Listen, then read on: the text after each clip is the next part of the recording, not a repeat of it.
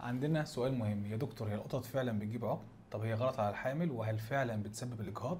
احنا مدركين مدى حبك لقطتك وانها دايما ملازماكي وبتعتبريها وكأنها عيل من عيالك، بس هل الحب ده هيختلف وانت حامل؟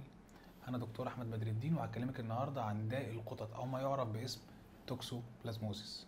التوكسوبلازموزيس مرض زي اي مرض، مش شرط كل القطط تكون عندها، بس للاسف لو قطتك اتصابت بيه مش هيظهر عليها علامات انها تنبهك انها مصابه. ايه طرق العدوى منها؟ العدوى بتتم عن طريق لو بلعتي البويضه بتاعه الطفيل اللي هو التوكسوبلازما. طب هتقولي لي يا دكتور ودي هبلعها ازاي يعني؟ هقول لك وانت بتلمسي فضلات القطط الملوثه او الاشياء المتعلقه بالقطط وغيرها. بعد كده لمستي بقك او اكلتي من غير ما تغسلي ايدك، او ممكن كمان ما يكونش للقطه اي ذنب ويتنقل لك لو كلتي اي لحمه مش مطبوخه كويس او اي طعام ملوث.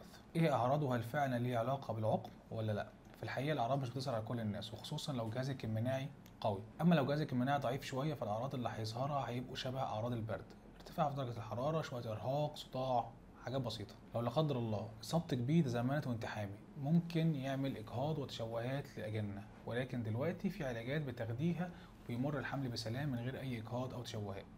ولكن زي ما بنقول دايما الوقايه خير من العلاج. لو حبك القطط زياده شويه فانت محتاجه تتبعي النصايح دي.